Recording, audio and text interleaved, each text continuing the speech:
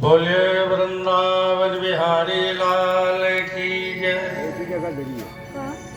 हरि ओम तत्सत। ध्यान मूलम गुरुर्मूर्ति, पूजा मूलम गुरुर्पदम, मंत्र मूलम गुरुर्वाक्यम, मोक्ष मूलम गुरुर्कृपा। बोले गुरुदेव भगवान की जय। वरापीडम नटवर वपुम,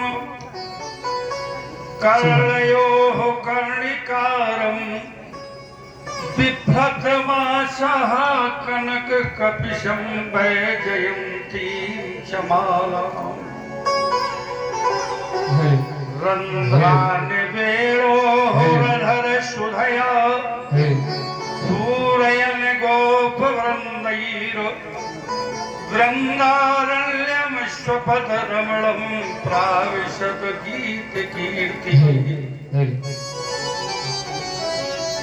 बोले गोविंद भगवान की जय। जयंती मंगला काली, भद्रकाली कपालिनी, दुर्गा क्षमा शिवा धात्री, नारायणी नमोस्तुते। सर्वमंगल मांगल्ये शिवे सर्वार्थ साधिके, शरण्ये त्र्यंबके गौरी नारायणी नमोस्तुते। बोले दुर्गा मैया की जय।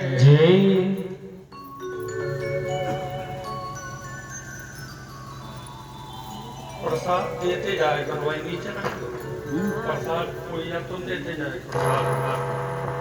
बोले वृंदावन बिहारी लाल की जय।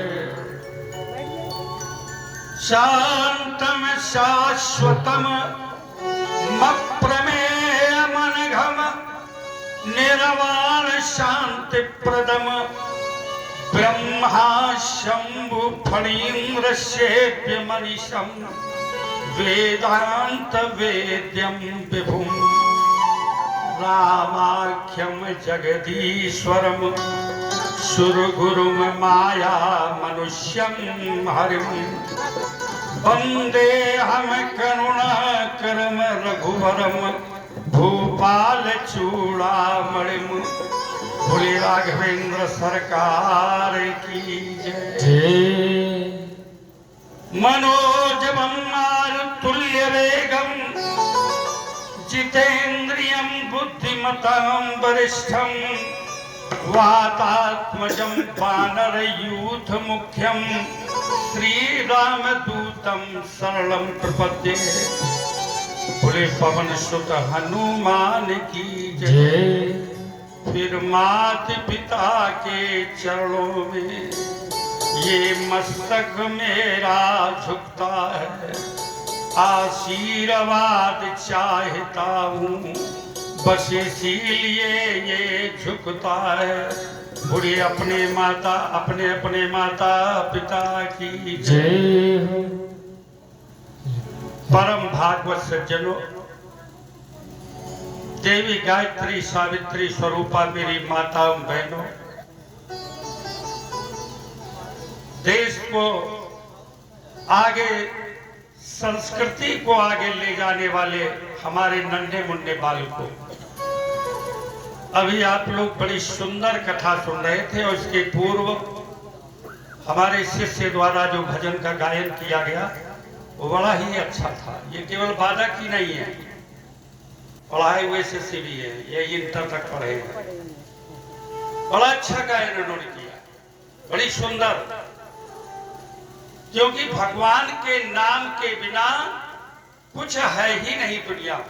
ये समझ लो, जिसकी जीव ने भगवान का नाम गायन नहीं किया, जिसके नेत्रों ने सच्चे साधुओं के दर्शन नहीं किए, जिनके कानों ने भगवान की कथा नहीं सुनी, वो सब बेकार। जिनके हाथों से कभी दान नहीं हुआ वो हाथ भी बेकार है। जिनके पैरों से कभी तीर्थ यात्रा नहीं की गई, तीर्थ यात्रा का भी बता दे, पिकनिक मनाने नहीं जाना तीर्थ यात्रा। अब तो आजकल के नए लड़के पिकनिक ही मनाने जाते हैं। वहां तीर्थ यात्रा भगवान से कुछ लेना देना नहीं। ये ऐसा नहीं होना चाहिए। तीर्थ यात्रा का मतलब यही होता है, जितने भी हमारे यहाँ तीर्थ स्थल हैं वहां पर बड़े बड़े मनीषी महापुरुष रहते हैं। वहां आप जाओगे, उनके बीच में सत्संग में बैठोगे तो तुम्हारी बुद्धि पर जो मल चढ़ा हुआ है वो मल धुल जाएगा। इसलिए 2 बार भगवान का नाम ले और इसके बाद आगे की कथा सुनो। गोविंद जय जय गोपाल जय जय, गोविंद जय जय गोपाल जय जय, गोविंद जय जय गोपाल जय जय, गोविंद जय जय गोपाल जय जय, राधा रमण हरि गोविंद जय जय, राधा रमण हरि गोविंद जय जय, गोविंद जय जय गोपाल जय जय, गोविंद जय जय गोपाल जय जय, बोले वृंदावन बिहारी लाल की। अभी आज सुंदर कथा पुरंजन और पुरंजनी की हम रोजाना आपको बताते चले आ रहे हैं। आप ये सोच करके कथा न सुना करें कि कोई पुरंजन होंगे। कुल मिलाकर के आप ही सभी लोग पुरंजन हैं। अभी बताया भी था, क्या कहा था, जीवात्मा मानिए जीव ही पुरंजन है। अभिज्ञात नाम का जो उसका मित्र था वो स्वयं में परमात्मा है। पुरंजनी जो उसकी पत्नी है वो बुद्धि है। और जो जरा और काल कन्या माने जरा, पहले जरा ही आता है सबको, जरा माने बुढ़ापा, और काल कन्या ने विवाह किया था चंडवेग के साथ। महाराज काल कन्या ने आकर के उसको ग्रस लिया। ये 9 द्वार की पुरी जो उसे पसंद आई थी पुरंजन को घूमते घूमते, ये 9 द्वार की पुरी क्या है, ये सबके शरीर हैं। आप देख लेना आपके शरीर में कई दरवाजे हैं। पूरे शरीर में 9 दरवाजे, हर चाहे महिला हो चाहे पुरुष हो, सबके शरीर में 9 दरवाजे होते हैं। तो इसलिए ये शरीर उसे अच्छा लगा और जीवात्मा को सबसे अच्छा ये शरीर लगता ही है, क्योंकि इसमें जीवात्मा को सारे सुख भोगने को मिलते हैं। इस जो उसकी इंद्रियां हैं उसका वो भरपूर माने भरपूर जो है भोग करता है इंद्रियों के द्वारा। और मन भी चेतन ज्यादा होता है मानव योनि में। मानव योनि में जो मन होता है वो ज्यादा चेतनता से युक्त होता है, ज्यादा काम करने वाला होता है। अन्य जितने भी जानवरों के या कीट पतंगे या 84 लाख योनियों में बहुत से हैं, उनका मन इतना चैतन्य नहीं होता है। उनका मन सुप्त जैसा होता है, इसलिए उसे सुख भोग मिलता है। तो पुरंजन ने 9 द्वार की पुरी चुनी और 9 द्वार की पुरी चुनने के बाद इसमें भोग करने लगा जीवात्मा। कौन? पुरंजन। और किसके सहारे पर? बुद्धि के सहारे पर। अभी बताया था छोटे भाई ने, क्या बताया था कि मतलब जहां पर पुरंजनी हंसती थी वहीं पर पुरंजन भी हंसता था, जहां पुरंजनी रोती थी वहीं पर पुरंजन भी रोता था। कहने का मतलब बुद्धि के द्वारा ही मन संचालित है और मन के द्वारा इंद्रियां संचालित है और बुद्धि जीवात्मा के द्वारा संचालित है। तो कहने का तात्पर्य अपने ऊपर हर कथा लेकर के चला करो। आगे की कथा सुनाते हुए कहते, अभी मनु के आपने एक पुत्र का वंश और कथा सुनी। वो कौन सा पुत्र था? उत्तानपाद। उत्तानपाद का पुत्र ही ध्रुव और उत्तम थे। इनकी कथा सुनी। अब दूसरे पुत्र हैं प्रियव्रत। देखो, अपने बालकों का नाम भी बढ़िया रखा करो। हम रोजाना कहा करते हैं और रखते तो हैं, लेकिन अब कुछ बिगड़ गए लोग। जिनके आचरण खराब होते उनका तो नाम कोई रखता ही नहीं। कहीं भी ढूंढे पर भी सूर्पनखा नाम कोई किसी बिटिया का नहीं मिलेगा। मिलेगा? नहीं मिलेगा। कोई अपने पुत्र का नाम रावण, कंस नहीं रखे मिलेगा, क्योंकि उनके आचरण बढ़िया नहीं थे। सूर्पनखा का आचरण बढ़िया नहीं था, लेकिन फिर भी अपने पुत्र का नाम बढ़िया, क्या बढ़िया रखा? प्रियव्रत, जिसको आचरण सारे संसार को प्रिय था।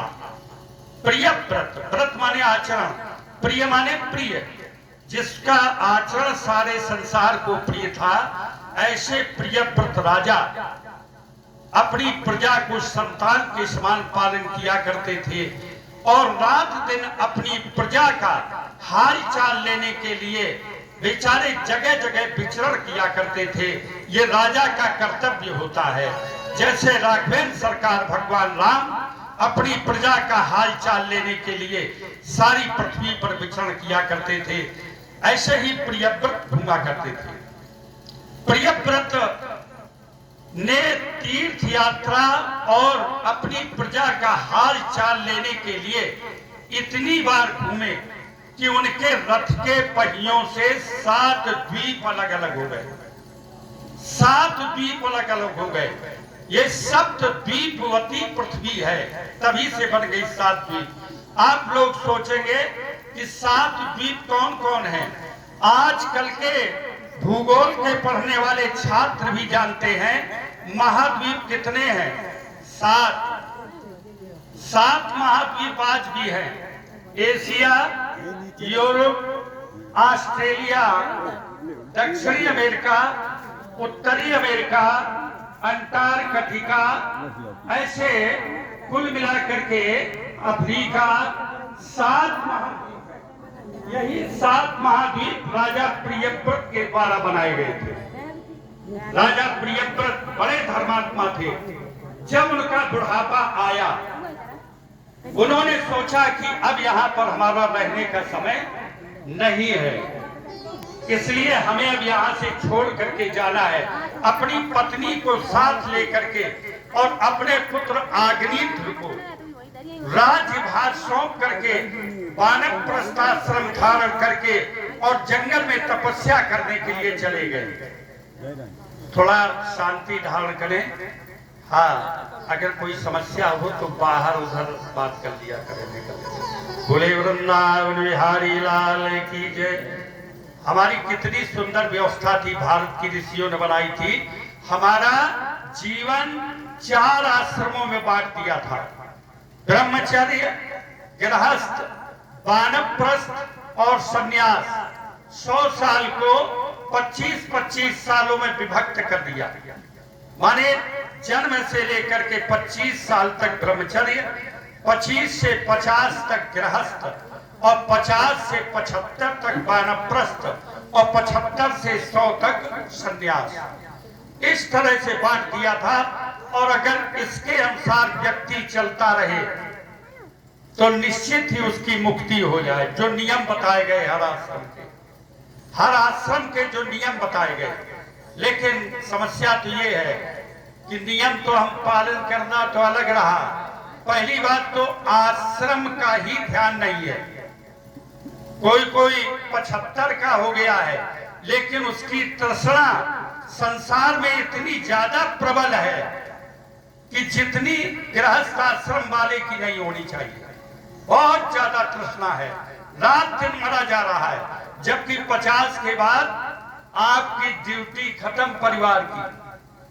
भाई 50 के हो गए, लड़का बच्चों की शादी हो गई, वो अपना देखेंगे आगे। क्यों तुम जबरदस्ती अपनी खोपड़ी खपाए हो यहाँ पर? लेकिन ना, खोपड़ी खपाए बगैर काम चलेगा नहीं। इसलिए वानप्रस्थ आश्रम में चले गए, आग्नेत्र को राज्य सौंप करके। उन्हीं आग्नेत्र के आगे चल करके महाराजा ऋषभदेव हुए, जिनके नाम पर जैन धर्म ऋषभदेव जी के द्वारा ही चलाया गया था पूर्व में। लेकिन अभी जो महावीर स्वामी के द्वारा चलाया गया कलयुग में, लेकिन पहले ऋषभदेव जी के द्वारा जैन धर्म चला था। महाराज ऋषभदेव के 100 पुत्रों में से सबसे ज्येष्ठ पुत्र थे राजा जलभरत। राजा जलभरत के नाम पर ही अपने देश का नाम, पहले अजनाब खंड था, अपने देश का नाम अजनाब खंड था, और अपने देश का नाम भारत पड़ गया। भारत के नाम पर बहुत बड़े महापुरुष थे। 99 पुत्र तो तपस्या करने चले गए। राजा जलभरत ने इस गृहस्थ धर्म को अपनाया और समय आने पर अपने पुत्रों को राज्य भार सौंप करके स्वयं तपस्या करने के लिए जंगल में चले गए। जंगल में गंडकी नदी के किनारे पर राजा जलभरत जो है रात स्नान करके रात दिन भगवान का स्मरण किया करते हैं। रात दिन स्मरण किया करते भगवान का। एक दिन की बात है, प्रातः काल का समय था। स्नान करके अपने वस्त्र ही बदल रहे थे गंडकी नदी के किनारे पर। तब तक एक गर्भवती हरणी नदी के दूसरे छोर पर पहुंची। गर्भवती हरणी जब दूसरे छोर पर पहुंची, पीछे से सिंह की गर्जना उसे सुनाई पड़ी। जैसे ही सिंह की गर्जना उसे सुनी, वो नदी में छलांग लगाने का उसने प्रयास किया कि हम छलांग लगा करके नदी से इस तरफ से उस तरफ निकल जाए। लेकिन हुआ क्या, बेचारी ने छलांग तो लगाई, लेकिन उसका गर्भ जो है वो नदी के पानी में गिर गया और स्वयं मृत हो गई। जब हरणी मृत हो गई, राजा जलभरत ने देखा ये हरणी का जो बालक है, जो शिशु है, वो अनाथ हो गया, इसकी मां नहीं रही। ये सोच करके उस छोटे से बालक को लिया अपनी गोद में और अपने आश्रम में ले आए। उसे बड़े प्रेम के साथ, जैसे भी पाला पोसा जाता हरण के बालक को, दूध की भी व्यवस्था की, सब करके उसको पाल पोस करके थोड़ा बड़ा किया।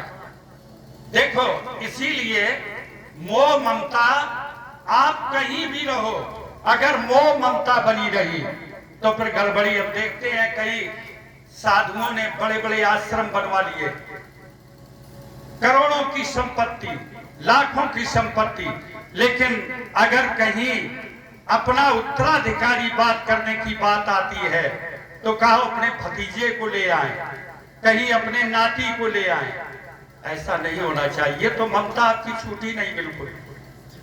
क्यों? परिवार से क्या मतलब आपको? आप संत हैं, आपको उत्तराधिकारी में कोई ये ध्यान ही नहीं देना चाहिए। हमारे पास बहुत उदाहरण है ऐसे, संतों से हम काफी जुड़े हैं। तो ऐसा नहीं होना चाहिए। ऐसे ही वानप्रस्थ आश्रम में रह रहे हैं राजा जलभरत, लेकिन उनके अंदर आज ममता किसके साथ हो गई? हरण बालक के साथ। हिरण बालक के साथ खेलते, जहां दौड़ करके हिरण का बच्चा जाए, पीछे पीछे बेचारे दौड़ते हैं। जब वो भोजन करता, उसी समय बैठ करके भोजन करते, अपने हाथ से उसे भोजन कराया करते। इतनी ममता बढ़ गई, इतनी ममता बढ़ गई कि जो भगवान का ध्यान था वो बिल्कुल खत्म। भगवान का ध्यान खत्म, एक ही तरफ ध्यान रहेगा। क्योंकि स्वयं गोपियों ने भी कहा है कि ऊधव मन न भये 10-20, एक हो तो सो गयो श्याम संग, को औराध है 20। तुम्हारे उस निर्गुण ब्रह्म की उपासना कौन करे?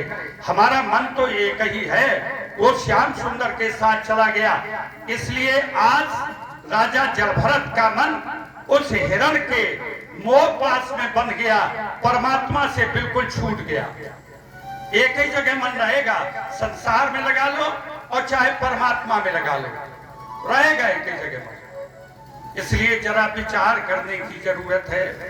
जब हिरण विचारा, हिरण के साथ उनका मन लग गया। एक दिन की बात है कि हिरण खेलता हुआ कहीं बाहर चला गया। सायं तक जब लौट करके हिरण नहीं आया, रात दिन चिंता लगी हुई है। जैसे एक माँ, उसका बालक चाहे कितनी अवस्था का हो जाए, चाहे वो स्वयं बालक बुढ़ा हो जाए, लेकिन जैसे ही शाम होने लगती है, बाहर गया होता है, माँ के हृदय में खलचल पैदा हो जाती है।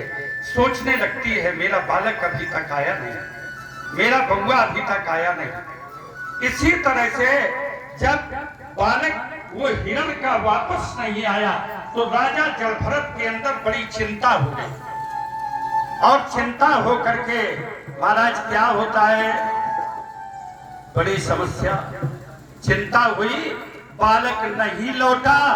जब नहीं लौटा तो उसके वियोग में उनके प्राण चले गए।